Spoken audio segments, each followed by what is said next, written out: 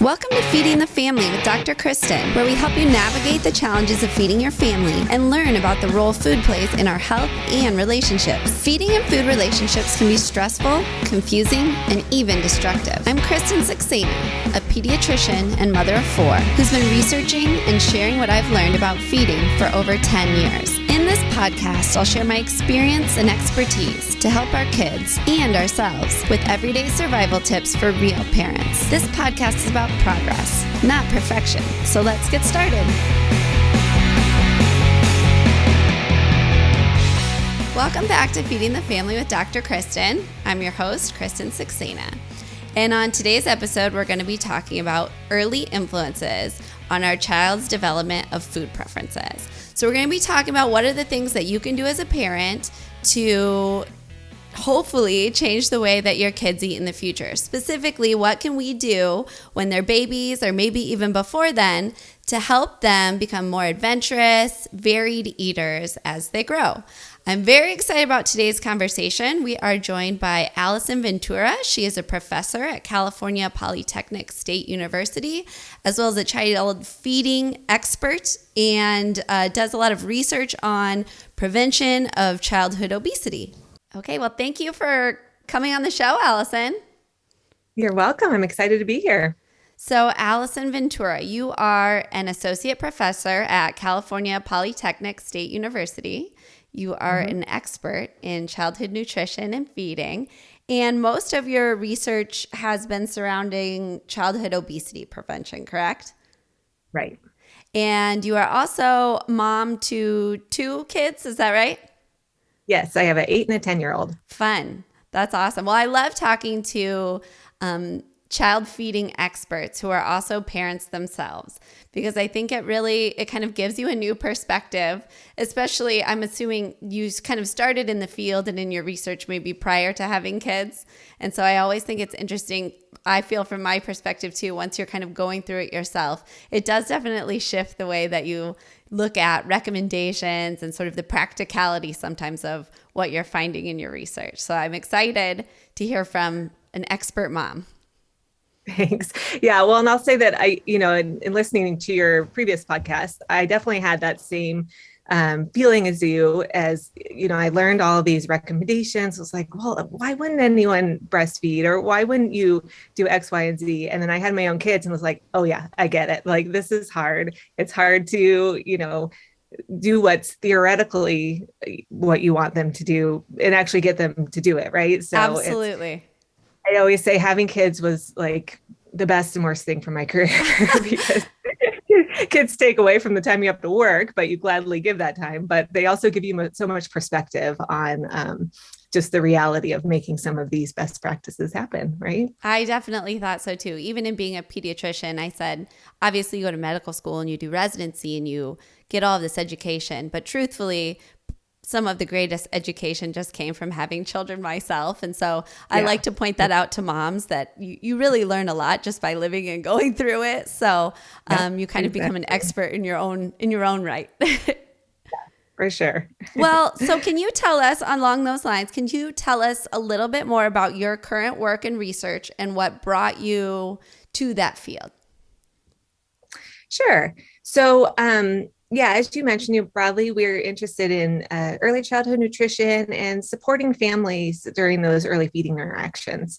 And most broadly, it's in the interest of obesity prevention. But, I think we're really just interested in understanding how eating behaviors and dietary patterns develop in the first years and how we can really help parents to understand their children, understand what their children are trying to bring to feeding interactions and what they're trying to communicate during breastfeeding, bottle feeding, introduction to solid foods, and how to make those interactions smooth and enjoyable in a way that really helps the child learn healthy eating behaviors and develop preferences for, fruits and vegetables and all these foods that we know contribute to health.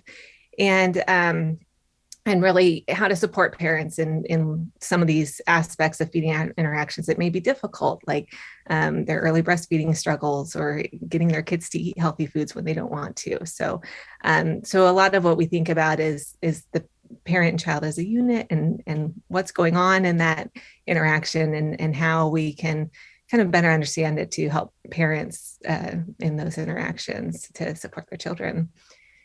So I'd say that, I got interested in this field. Just I had a personal interest in nutrition and also in children.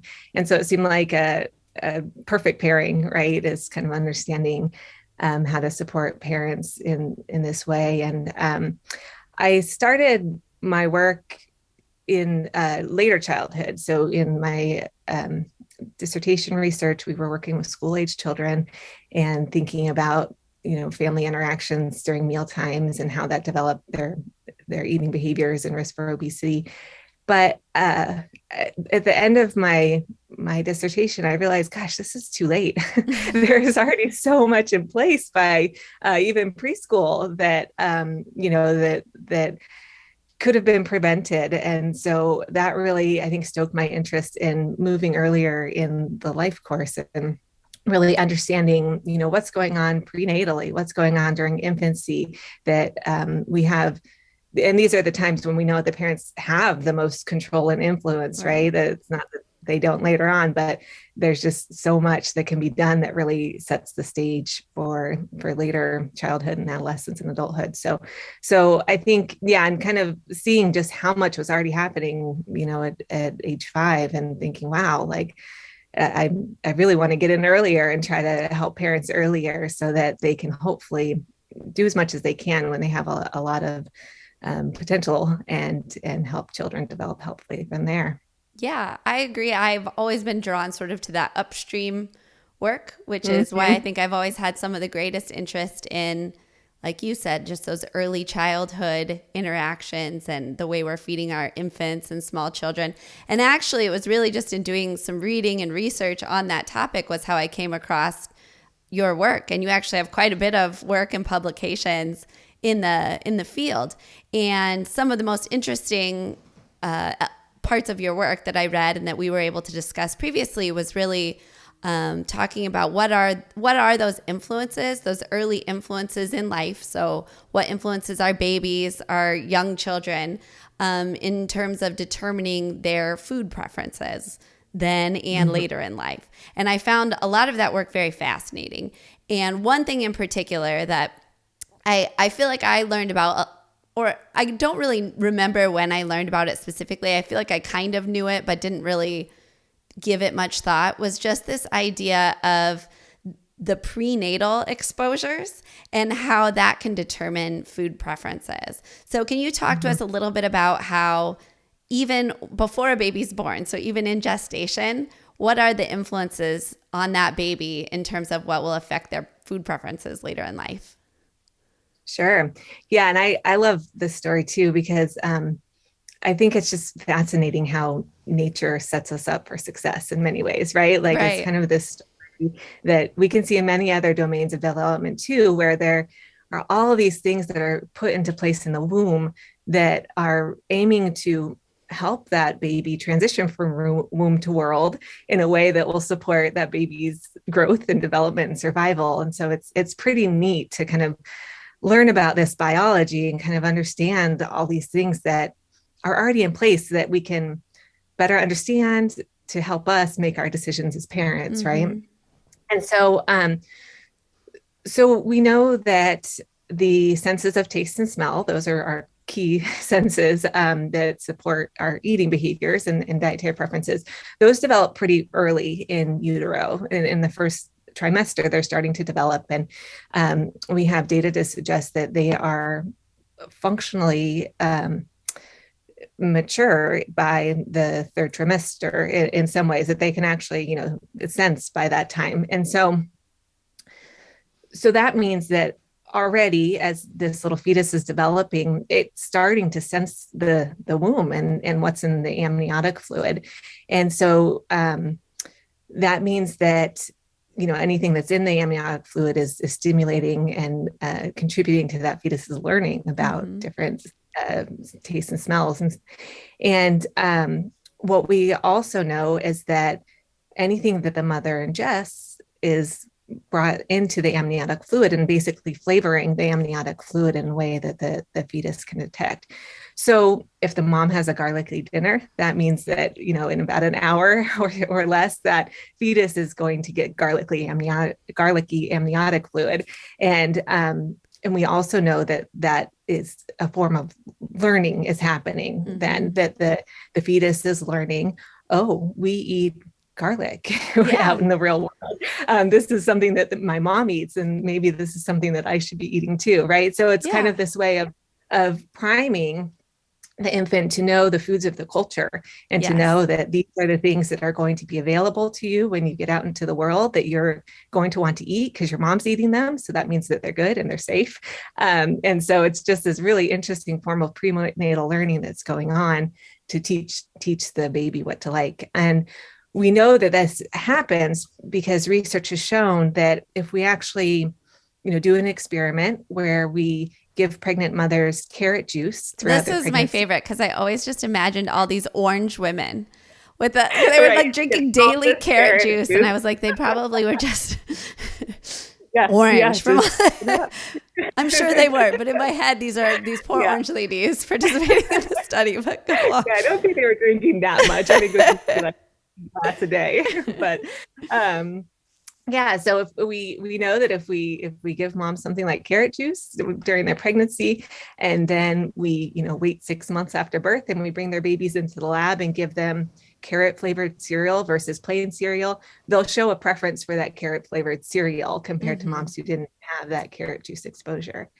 And funny story related to this. So when I was doing my postdoc, which is some training that you do after your PhD, I was working with Julie Manella, who is one of the researchers who did a lot of this work. She did that carrot juice experiment. And towards the end, I got pregnant with my first child. And so I was like, time to experiment on myself, right? Like how exciting to finally get to do this in my own life. And so my husband and I thought hard about like, what would be the perfect food? Like what's something that I don't already like and I don't eat a lot of.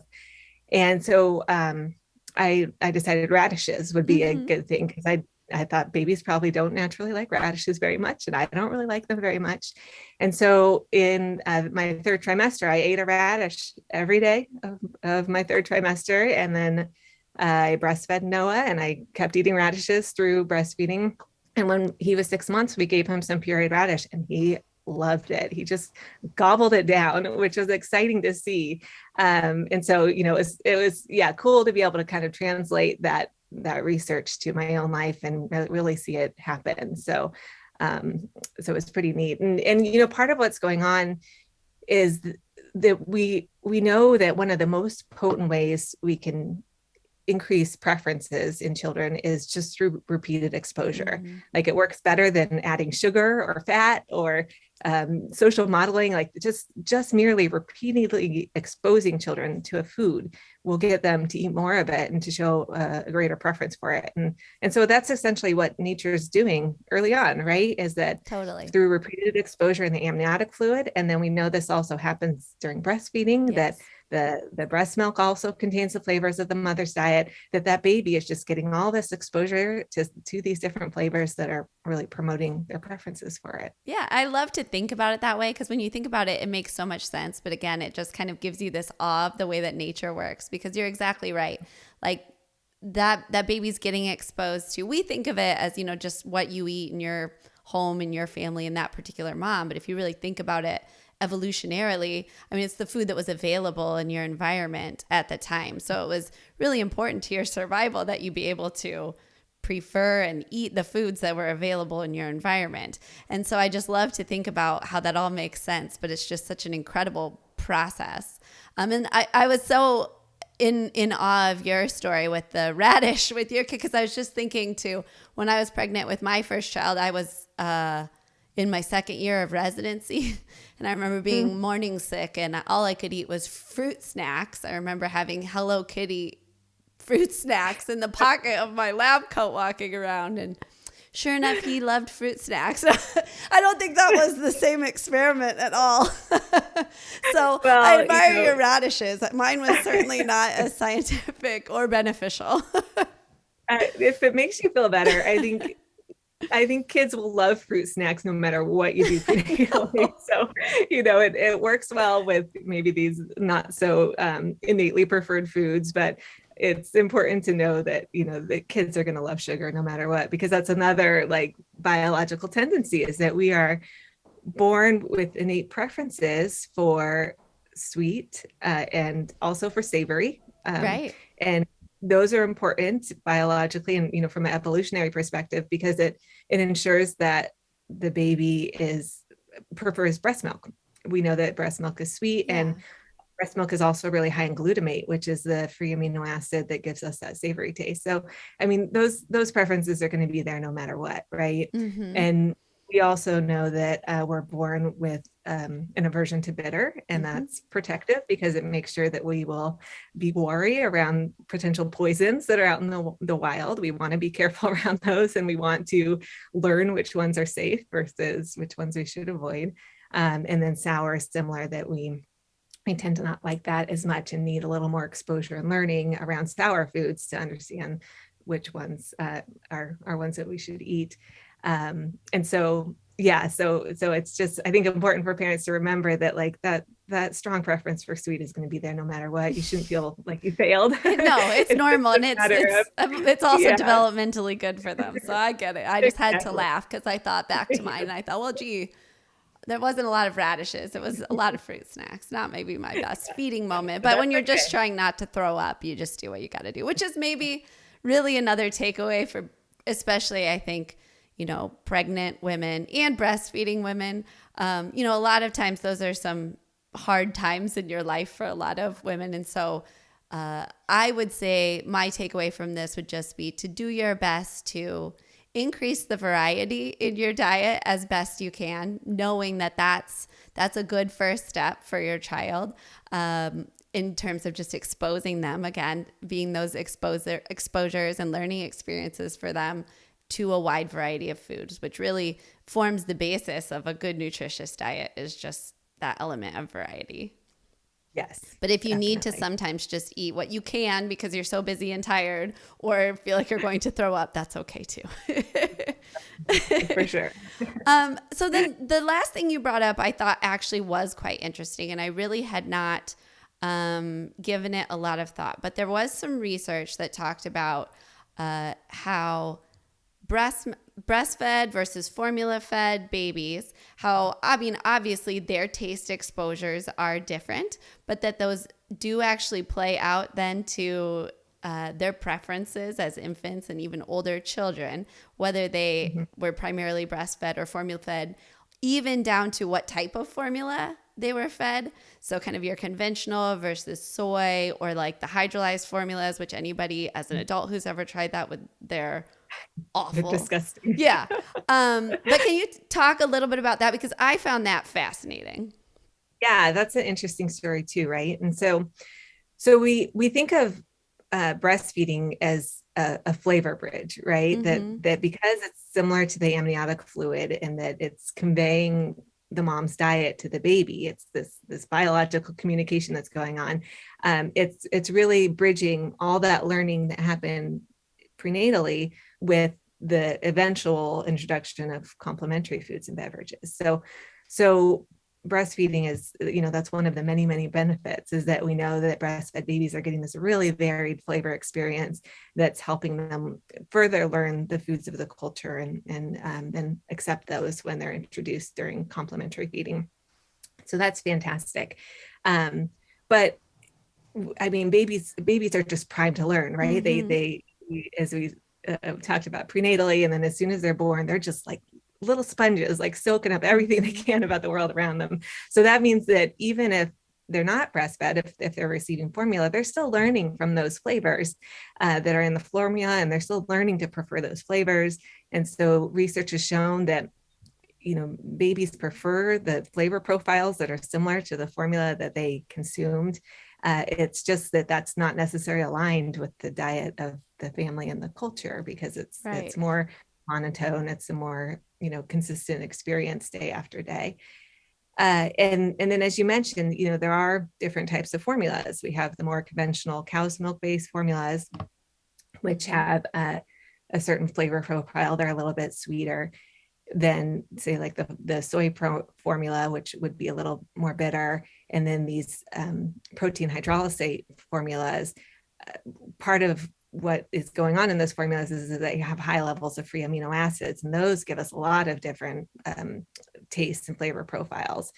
And we see that, well, one thing that's very interesting is that within the first 4 months, babies don't seem to be all that sensitive to the what we would consider the negative flavor of the distasteful flavor of protein hydrolysates. They'll accept it just fine and learn to prefer it to other formulas. So if you have to introduce that formula, it's best to do it before 4 months. That's a good point, actually, that I'd never really thought of, but thinking about how it can be more difficult transition for an older baby, which are often the babies. I mean, a lot of older babies get transitioned to formula for whatever reason, before their first birthday. So that's a good point that, I mean, besides just saying like, oh, it's different and they're getting used to it. In terms of their taste, it actually biologically is more difficult for the older baby. Yeah, exactly. Yeah. And we don't know exactly why, what's going on. I suspect we do know that the first couple months seem to be this really sensitive window where babies are just kind of really receptive to flavor learning. So maybe it's that they're just, really receptive to whatever is being offered to them, and then learning to prefer it. But we also see that babies who consume protein hydrolysate formulas, and this is even in experimental work where these babies were randomized to feed that formula throughout infancy. So it wasn't necessarily that they had some sort of feeding issue or allergies that led them to be on it, that those babies, not only do they prefer the taste of that formula during later childhood, but they also prefer foods that have similar flavor profiles. So they prefer broccoli more than kids who didn't have protein hydrolysate formulas. So, I mean, that's a good thing, right? Right. Well, I think that's an interesting comment, and I feel like not one that you hear much about. Obviously, there's several benefits to breastfeeding, but I kind of sometimes like to highlight these things, that it's not a black and white situation, and there's sort of these benefits that come with whatever choices and whatever lifestyle you end up having. And so one thing I thought was interesting as I read this, or what it brought to mind, is that certainly the breast milk has like a sweeter flavor profile. However, I thought it was interesting because, and I'm sure that there's just so many other factors that kind of change the outcomes, but one of sort of the selling points, or one of the things that breastfeeding is often celebrated for, is sort of obesity prevention. So I'm sure you know a lot about that. So I just thought it was interesting because with older children, we often focus on, especially with first foods, there was like an old adage, don't do all the sweet foods first, or your child's just going to develop this preference for sweet foods. But theoretically, you could say the same thing about breastfeeding. I don't think it really plays out that way, but I just thought it was interesting to say, if you were just going to logically look at it, you'd think you'd end up with these children that want everything that they eat to be sweet. And then theoretically, to extrapolate that, you would think, oh, well, this could be a risk factor for obesity, even though it doesn't really play out that way. It doesn't. Yeah. And there's actually no evidence to suggest that there's a benefit to introducing fruits before vegetables. No. And yeah, like I said before, the kids are going to like sweet no matter what you do. Yes. So well, and I think that's good. I really wanted to talk to you again about first foods, because like I said, I think that's been something through the years that the recommendations have just changed so much in terms of things like that. Like I said, it used to be that people would say you shouldn't start fruits first for that very reason. Like they won't accept the vegetables because now they're so happy with the fruits. And like you said, the evidence would suggest that that isn't the case. But can you talk to us a little bit about what the evidence does suggest in terms of starting first foods and sort of the impact that those can have on food preferences as well? Yeah. So yeah, starting first foods is such a fun time. And so I think it's good for parents to really view that way, that this is like such a ripe opportunity to let your child explore and learn and really just know new foods in a really supportive environment that gives them a lot of patience and time to not have pressure to eat too much, or to rely on these foods for their calories initially. That it really, during this transition to solid foods, young babies are still getting a lot of their nutrients from breast milk or formula. And so it really should just be a low pressure time where you're exposing to your child to as many different foods as possible so that they can get this continued flavor learning in a warm and supportive environment. And so, beyond that, I think the main thing that parents should think about is, number one, repeated exposure is still so important during this time.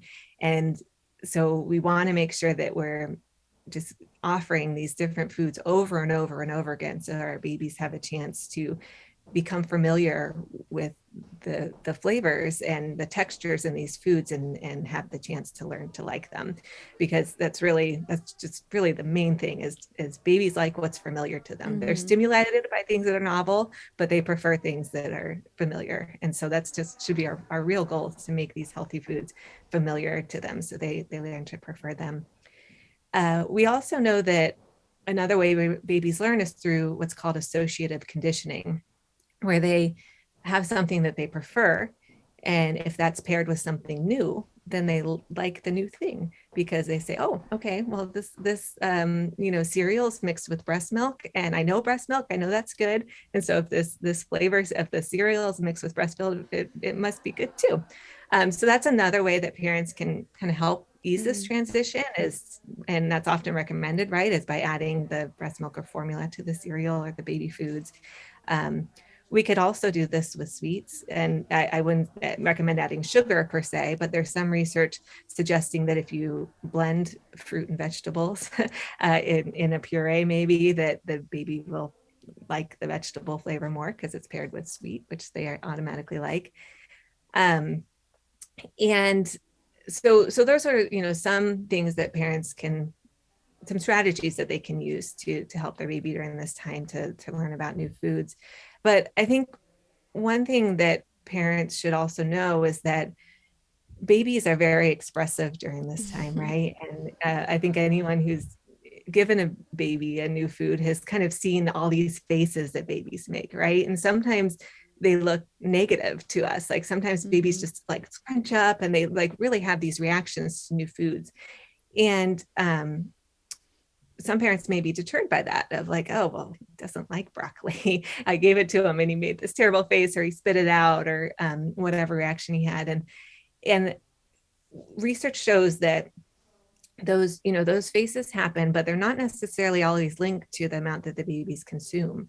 So sometimes it's just kind of a reaction to the stimuli, but not necessarily like an indication that they don't like the food. And we see that with repeated exposure, intake increases earlier than those faces go away. So sometimes they're just not always like as connected as parents may interpret. And so I think the main message is that parents just need to be patient, and to know that like if they just keep offering those foods, even if their baby isn't smiling and like leaning in, like they'll get there. Just with repeated exposure, they'll eventually get to the place where they're accepting it and preferring it, even if their faces aren't initially suggesting that. So the main thing is just to be patient and keep trying, really. I agree. I think that's true when they're little, and it holds true as they get older. But I think you're exactly right, especially in those kids that really aren't verbal. It's hard not to try to read sort of the facial cues. And I think it does. I mean, certainly you want to be able to read your baby's cues in terms of when they're done, not trying to force it, because I think that then it becomes sort of like a negative affiliation with the food that you're trying to feed them. Even if it was something that they like, now it's become something where, I'm kind of being made to eat more than I want to, or when I don't want to. And so I think that's sort of that same association. When you talked about first foods, two things really came to mind. I just always remember, every time I think about early foods and first foods, I think it is important to keep in mind that you are setting the framework for the future. I always will remember when I was in pediatrics practice, and I had at our 6 months visit, we would always, talk about, have you started foods? Have you started solid foods? What are you eating? And I'll never forget, we had this mom, and she's like, oh yes, she loves to eat so much. And I was like, okay, well, what kind of foods has she started? She's like, well, we've started a lot of foods, but her favorite are Twinkies and Dr. Pepper. And I just thought, I don't even know where to start. But I think it's just, and she was so proud and happy. And of course, she loved Dr. Pepper and Twinkies. I mean, they were soft and sweet, and of course. So I think, though, that, to keep in mind that you are setting that flavor profile for what you think that they'll be eating in the future. But the other thing, like I said, I would say with my own kids, I probably didn't think as much about my own diet as laying that framework for when I was pregnant or breastfeeding. But definitely at the time of starting foods, I think that's when it becomes very real. And for me, I thought one of the best things that we did was to just make our own baby food, and essentially out of the foods that we were eating for the most part. And I think as a family, it's kind of easy to think about how that does make sense, and taking whatever you are eating and using the components of it to make something that you're going to feed your child. Because, if you think about it, it certainly lays the groundwork for that child then to appreciate and enjoy the meals that your family eats in the future. And really, I think that's something that sounds very overwhelming to parents, I think sometimes, but it isn't. It doesn't have to be as difficult as it sounds, I think. And so that's something I often suggest for people, as really one of those, to me, it seems like a big ticket item in terms of helping your baby to enjoy and appreciate the foods that your family eats. Yeah, that's a great point. And I think, sometimes what we see is that parents have this disconnect, right? They think that they need like special kids foods, or that kids can't have spice, or there's for some reason this perception that kids need special foods that are just for kids. And I think our society promotes this as well, right? Like if you go to the grocery store, there's this whole kids food section that's full of like sweet stuff with cartoon characters on it. And if you go to any restaurant, they have a kids menu that's often not the cuisine of the restaurant, right? That I've gone to so many Mexican restaurants where the kids menu has burgers, chicken fingers, and pizza, and it's like, this is a Mexican restaurant. Like, okay for kids to eat smaller portions of Mexican food. So that's such an important point, that like you want this continuity. There's no reason why your kids can't eat what you're eating, just in a smaller portion, or, maybe for a young baby, a pureed form, if that's how you'd like to introduce complementary foods to them. And that will just ease the transition, because it means that you're not suddenly have a 6-year-old who won't eat anything but chicken fingers, but that they're primed and, expect that at dinner we all eat the same foods, and I like spice, and I like whatever it is that I'm being offered, because that's what I've always been offered. And so it's an important message for sure.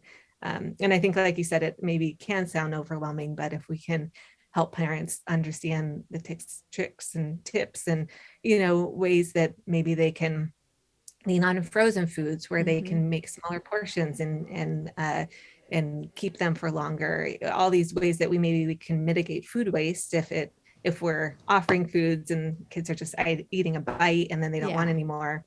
That's okay. Let's just make sure that we're, have strategies to mitigate our concerns around them not eating as much as we want or expect. Because I agree with you. We don't want them to force them to eat beyond their hunger and satiation levels. That's just going to set up some eating patterns that are problematic later on. And I thought you brought up a good point too, just about this idea of sort of kid food is really sort of a modern day social construct, I guess.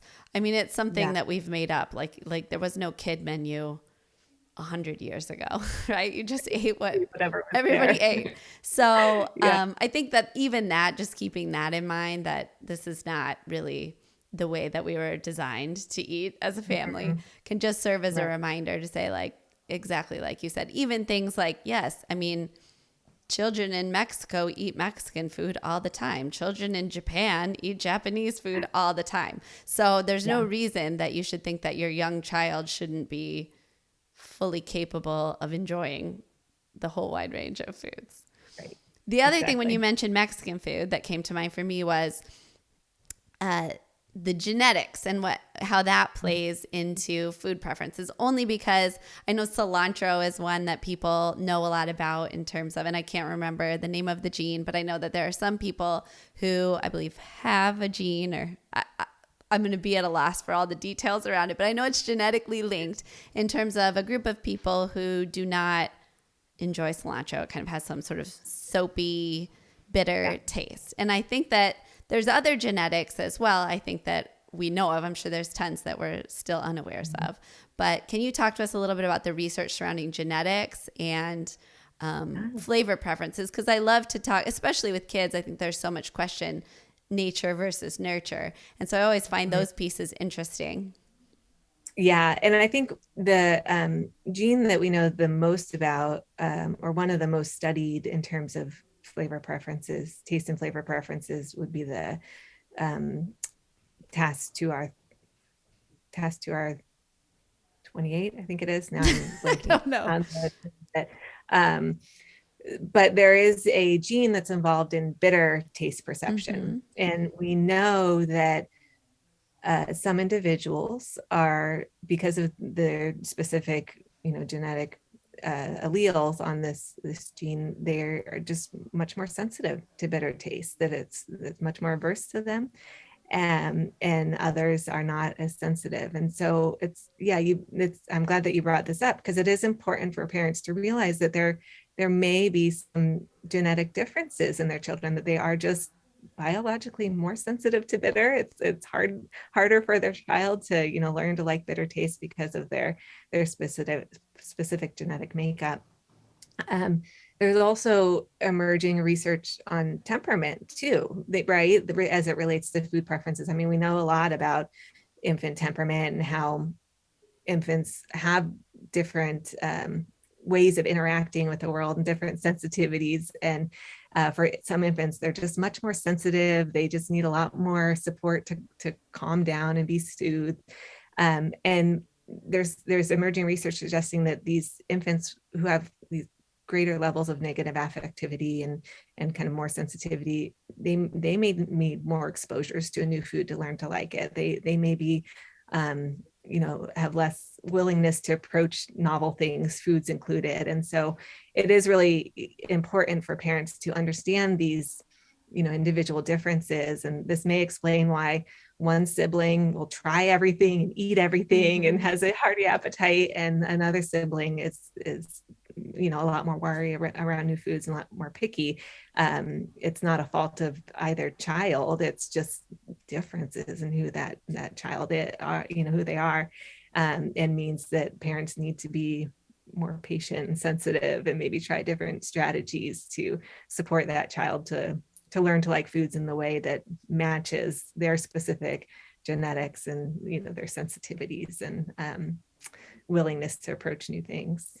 Yeah, I mean, I think that anybody that has more than one child, I think that becomes, again, it brings up always that nature versus nurture, because you start to feel like I did so much similar things with the 2, 3 of you, whatever.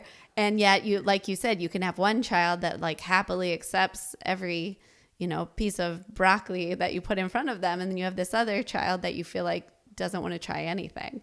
And so I think it's exactly right. It can be frustrating for parents, but just realizing that there can actually be, there may be just something inside this child's genetics that makes this one this way and that one that way. And you can work with both of them and still do the things, expose them both to lots of variety of food.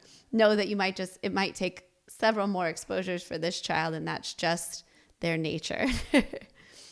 Yeah, definitely. And then the other thing that you talked about, again, as we kind of talk about things that are just sort of innate, is this idea that children are sort of biologically wired to crave high energy foods, and essentially sweet foods, and usually higher fat foods. And I think it makes sense. And we all know that, like, everybody's like, oh, kids love candy and cupcakes and whatever. But I also think it's something that can be kind of alarming to parents, Mm-hmm. and that, with a lot of the messaging, and it's difficult to navigate a lot of the recommendations and nutrition information that's out there. And so I think, like I said, it can be very concerning to parents when they see their child really liking candy and cookies and things like that. So can you talk to us a little bit just about that and how that is very biologically normal? Yeah. Yeah. And so, again, it kind of comes back to this um, priming the fetus for that tradition, that transition from womb to world, that it's protective for that young infant to really prefer foods that are high in calories. And if we think about the foods that are naturally occurring in nature that we were exposed to in our more traditional environments, those are often foods that are high in sugar, like Mm-hmm. fruits are great source of calories, or high in fat. And so it is adaptive to be very um, attuned to those foods, to prefer those foods, and we have reward systems in our brain that Mm-hmm. get stimulated when we eat those foods. So there is a really strong biological pull to be attracted to those foods early on, to ensure that we're eating the right things, eating enough, getting enough calories. And we see, actually, there's research showing that these preferences for sweet in particular are heightened at times of rapid growth. Yes. So if we actually look at biological markers of growth, those children who are growing more quickly because they're in a spurt have an even more heightened, preference. So it's interesting, right, to think about Yeah. it in that way, that this is like kind of a biological drive that they have to make sure that they're getting enough of calories. It's just that I think part of the problem in our current food environment is that this system has really been hijacked, right? That food producers know that Yeah. we are really attracted to sweet and fat foods. And so they've created these foods that are sweetness on hyperdrive, Mm-hmm. essentially. And so they are hyper palatable. They really uh, stimulate those reward systems, and kind of make things go a little awry when we, because they're always available and Mm-hmm. cheap, and so it's easy to now eat too much of those foods in our current food environment. And I think what we also see too is that we see these preferences all throughout childhood, but sometimes the problems associated with our food preferences get heightened when children hit about 2 and Yeah. they get into this neophobic phase where all of a sudden, they used to be these sweet little babies who were willing to try everything and were pretty, accepting of new foods. And then all of a sudden something kind of switches Mm-hmm. developmentally, and they become more picky and more uh, likely to maybe refuse new foods, or refuse foods that they used to accept and now don't. And this is another thing it's developmentally normal. Like, and it's, if we think about from the perspective of the biological priming, when a child turns 1 to 2 years of age, they're walking around more, they're gaining more independence. So again, it's adaptive for that child to become more wary of new foods, or foods that they don't know, because they don't always have their mom right by their side to tell Right. them, eat this, don't eat that. And so I mean, I think that's another thing for parents to remember, is that it's completely normal for their child's eating behaviors to change when they reach 1 to 2 years of age. And part of what parents need to do is just be patient, kind Right. of write it out, consistent, keep offering the healthy foods to the family, and know that even if their child's not eating a lot of it now, that consistency and patience will pay off in the long run. And I think another thing parents can do during these times, if they're really concerned about these high preferences for sweet, or their child's increasing pickiness, is they still have a lot of control over many of the child's foods environments. And so we can be somewhat covert in the way that we shape our child's eating behaviors, because research shows us we don't necessarily want to be overtly restrictive. Like Yeah. you said, we don't want to be pushing them to clean their plate or eat beyond their fullness level, because that's going to mess up their abilities to regulate their own intake. We know kids can eat when they're hungry and stop when they're full, and we want to preserve that so that Yep. they'll turn into adults who eat when they're hungry and stop when they're full, and not overeat just because food is available. And we also know that if we're super restrictive over sweet foods, so, if we have cookies in the house, but they're never allowed to eat them, or they can only have one on Sunday, that's problematic too, because the child learns this is a forbidden fruit that I'm not allowed to have if my parents are around. But we actually have, experimental data to show if those kids who are highly restricted at home, if they're put in a situation where their parents not there, but there's sugary foods available, they'll eat a lot of those foods, Yeah. and a lot more than kids who aren't restricted. And so really, we don't want to be using these kind of overt strategies to tell kids eat more or don't eat that, but Mm-hmm. rather what we consider to be more desirable is to rather, take control of the environments that you can take control over. So Right. fill up your pantry with these healthier, fruits and vegetables and whole grains, and just make that kind of the culture in your household, is that these are the things we eat. But we also have treats every now and then, or when we go to a birthday party, it's okay to indulge a little bit, or, Yeah. that there's no problem with eating those higher sugar, higher fat foods on occasion and really enjoying them. But what we have in our day-to-day, meals are these healthier foods that are supporting, our health and help us feel good. Yes. So we can be tactful with it, and I think it takes some effort, but it also helps to relax a little bit and just know, like, you can't control every food environment, you can't control every meal, and you don't need to. Yeah. And in That you fact, need you to shouldn't try to, because it can be exactly. counterproductive. Exactly. And we want children to learn, like, I ate too much of that and that felt uncomfortable. That's an Mm-hmm. important lesson. And by working through that with them too, of like, oh, that didn't feel good to eat 5 cookies, did it? How many do you think you should eat next time? I mean, those are all learning opportunities, and not reasons to restrict or, get super worried about that one setting. Well, and I thought you brought up a really good point, because I think a lot of things, but as adults, a lot of times the messaging, kind of the diet culture we see as adults, we kind of a lot of times become sort of sugar fat phobic, Yeah. thinking that that's very detrimental to our health. And so I think when we kind of play that reel in our heads, it's very easy to also apply that to our thinking as we're feeding our children. But it's also important to realize that, I mean, for anyone, those things are essential parts of a diet, a healthy diet. But for children in particular, these are essential components for their growth and development. And so not only is there very real innate reasons why their body is craving them, but there's very real reasons why they should get them.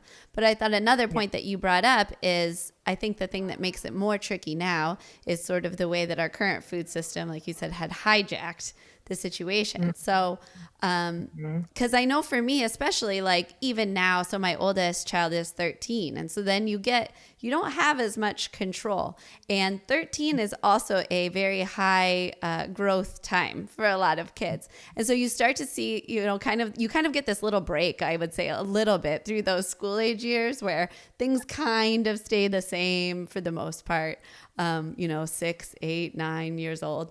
But then sort of those same anxieties that you felt sort of when they were toddlers start to come back, except for you realize that you have far less control over the situation.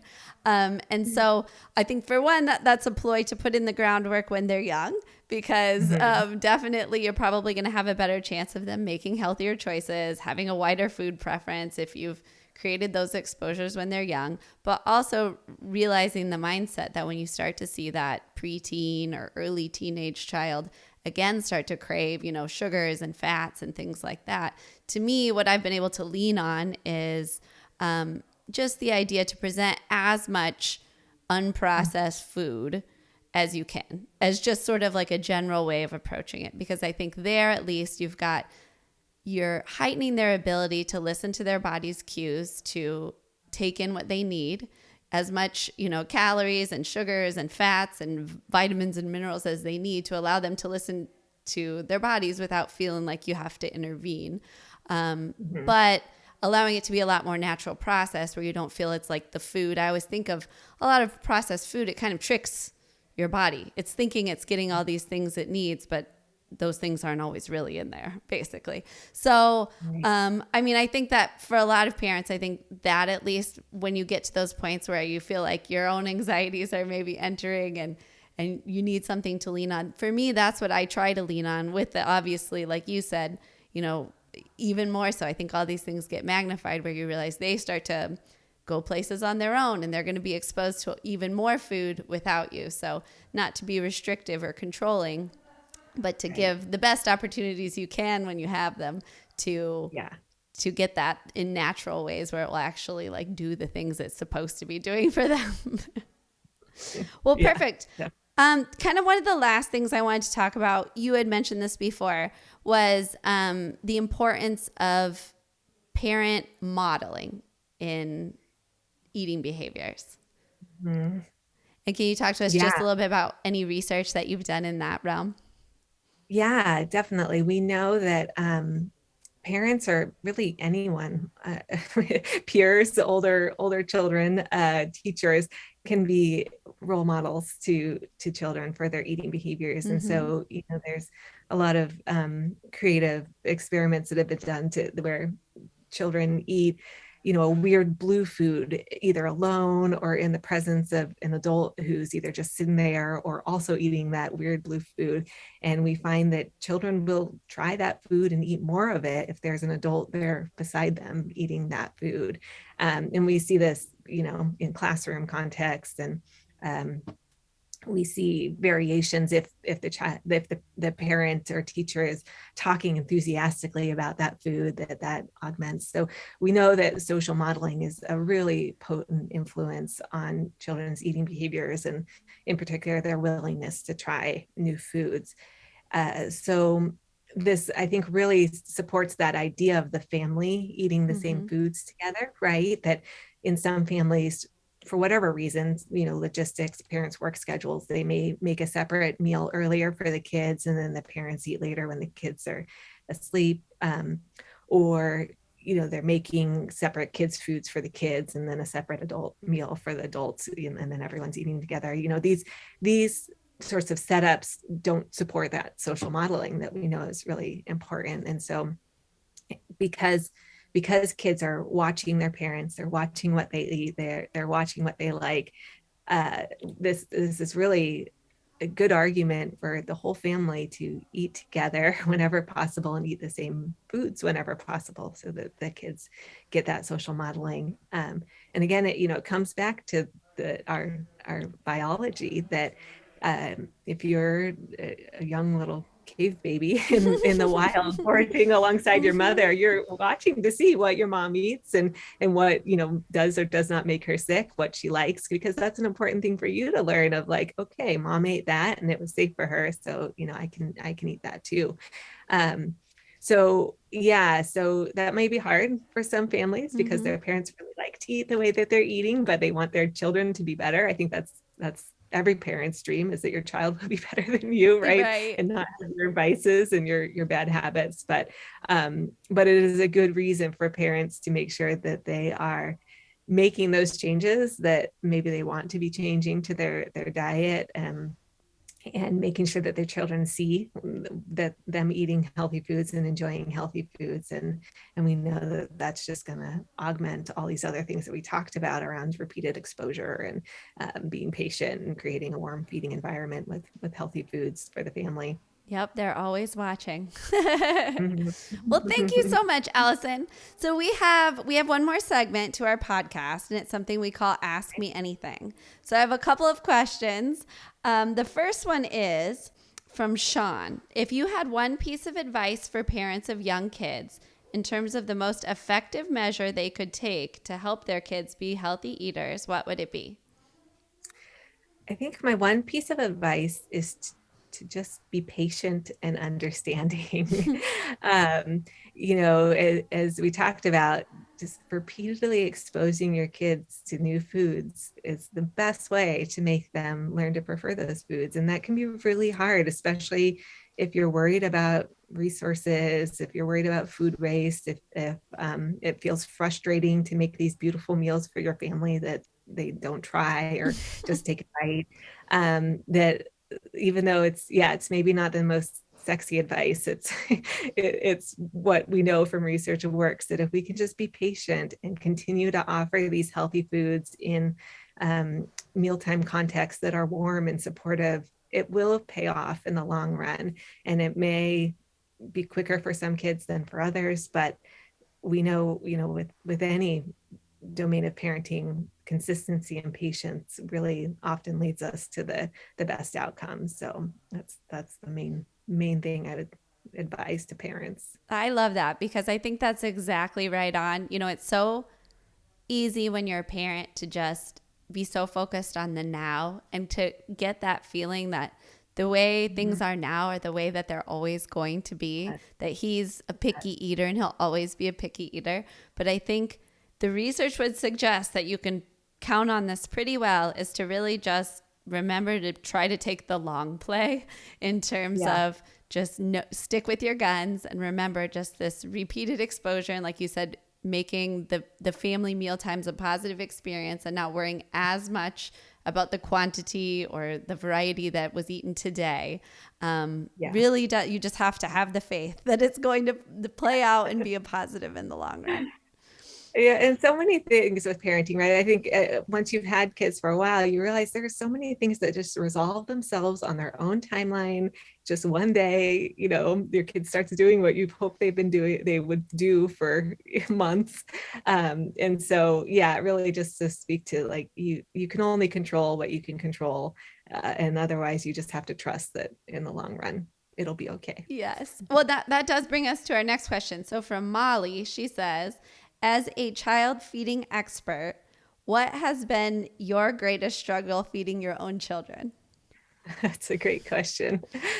Well, I will say that I was surprised at how much of feeding was still visceral for me, that I still would have emotional responses to, that, like I kind of said in my response to the last question, that I'd put all this effort into this beautiful meal for my kids. And I'd be like, yes, they're going to love this. And I made it so, cute. And I just was like, this meal is going to be a winner. And then they try one bite and they're done. Right. Or they just gulp down their milk and they're like, I'm full. And so I was surprised, despite having all this knowledge around child feeding and the right thing to do, that I still had that gut reaction of like, well, tell them to eat 3 more bites, or, like, you got to eat this meal. I worked hard on it. And so it's still been, a challenge, I think, for me to take a deep breath and instill my own patience, and knowing that, this is not something that you need to push your kids to eat. You don't have to be emotional about it. You can still put pride and love into what you make, but you shouldn't take it personally if they don't eat those meals. Because they're just not hungry that day, or they're just not into it. It's okay. So I'd say, it's still a challenge for me, and a surprising one, but one that I've definitely learned to work through to make sure that these more logical practices come through and we can still have these positive mealtime contexts. I love that you shared that, because I think it just really reinforces the idea that even with all the knowledge, it's still hard. So the day-to-day, because just like we talk about something innate in our cave babies, I've said this before, but I think there's something innate in you as a parent. So even though you can know the research and know all the information and kind of understand the best practice for child feeding, there's something inside of you that feels like, I must make this child eat.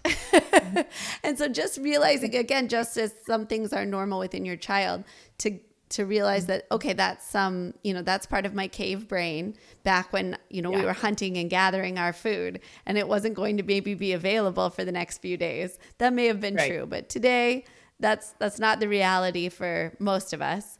And so just recognizing it, giving yourself that grace, and then realizing to just, again, take the long play. But I agree. It's the same way because I'm sometimes shocked by, and I think the other thing is that I'm not perfect. Like I can know all these things and I'll still have times where I'm like begging my child to eat breakfast. Like I'm like, just eat something before you go to school. And in my head, I'm like, this isn't really probably the best thing to be doing, but you're there. So realizing not every day is going to be perfect and just to do your best while you can. Yep, definitely. And I think with parenting too, it's good to make mistakes and let your kid know you made a mistake, right? And remedy it. I think sometimes we feel like we have to be perfect in everything we do, and we worry about these times when we're tired and we snap at our kids or we push them to eat because we just need to get out the door. And I think I've kind of thankfully come to a realization of like, it's really important for them to see me do something. Well, I don't want to do things like that, but if I do, it's okay. And it's important for me to then say, I'm sorry, I'm really stressed today and I shouldn't have said that to you. And I will do better next time. Right. Because then they see that like nobody's perfect, but if you do make a mistake, you own up to it and you apologize and you do better next time. And so it's all okay. I love it. Thank you so much, Allison. This was very informative. I thought it was a great chat, and I really appreciate you joining us. Oh, I was so happy to speak with you. This was a lot of fun. So thank you for having me. Thank you. And thank you for joining us for another episode of Feeding the Family. Go ahead and hit that subscribe button so you never miss an episode, and we will see you next week.